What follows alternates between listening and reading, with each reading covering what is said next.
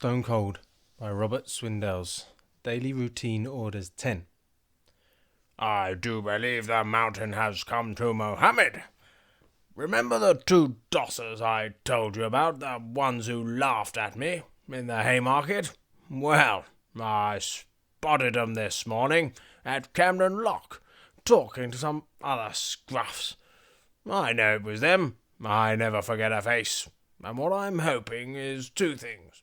One, that they've moved into the area, and two, that they split up sometimes. I mean, I'm good at what I do. Damn good. But even I wouldn't fancy trying to recruit 'em two at a time. See, you got to know your enemy if you're going to lick him, and I know my enemy. I've observed him, and what I've observed is this. A lot of these dossers get together in 2s, 3s, and 4s and stick together. They might separate in the daytime, one might have to go to the DSS or somewhere, but at night they huddle together for warmth or protection or whatever. And of course, you'd have to be balmy to approach him then. And I'm not balmy. By golly, I'm not. No, loners is what you look for in my line of business. Singletons. So, I'm going to watch my laughing boys, and when they separate, we'll see who has the last laugh. The last days of January were a swine. I nearly went back to Vince. I mean it. It snowed every day, so the pavements were thick with slush, and nothing gets inside a pair of trainers like slush can. Ginger and I lurked in subways and doorways as much as we could, but our feet were constantly wet and freezing just the same. Night after night, frost turned the slush to grey iron and crept into our damp bedding to stiffen footwear and make sleep impossible. And if you think it's bound to make the punters more generous with their change, seeing kids wet and shivering, forget it. It had the opposite effect.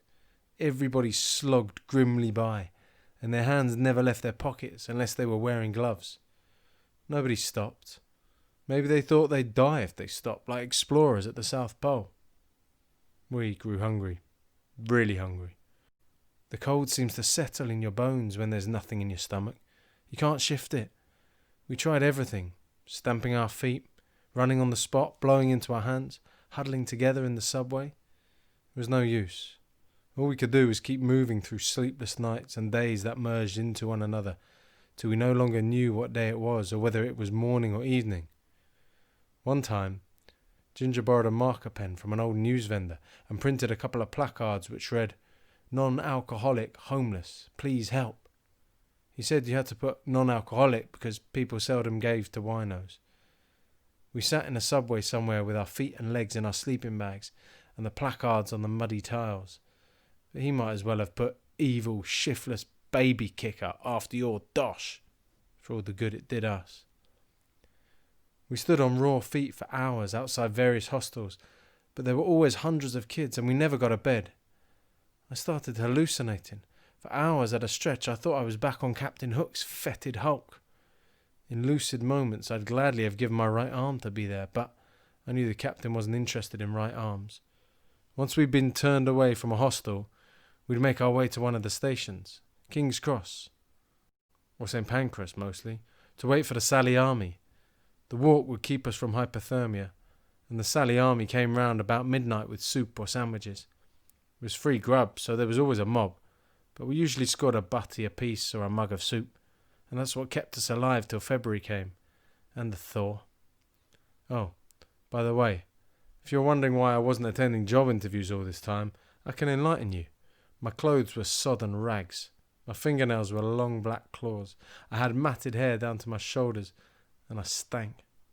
I wanted work, all right, would have killed for it, but I knew I hadn't a hope in hell of being taken on in that condition. I wouldn't have hired me. February wasn't a heat wave either, but it stayed above freezing most of the time, and we kept our feet dry. Tapping got a bit easier too. Not easy, but easier.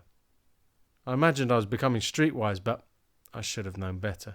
I should have realised it was being with Ginger that was making things easy for me, but I didn't. Not until this day I'm going to tell about. The day Ginger vanished. It began like any other day. We woke in a doorway when it was still dark, packed our gear and went for some coffee.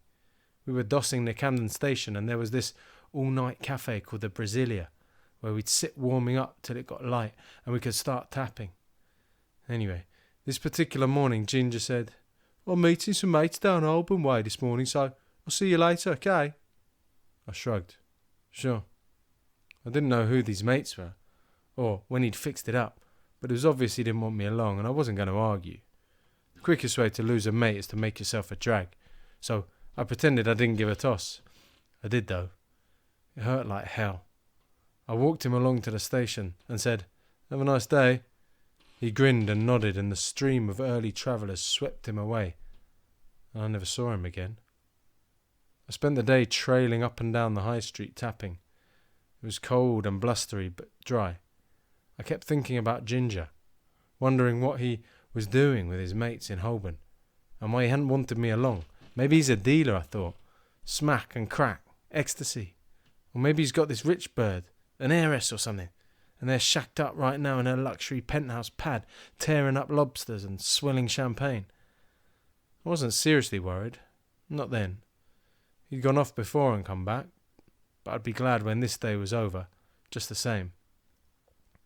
There's a clock outside the station. I looked at it every time I passed. At 5:30 I stopped walking up and down.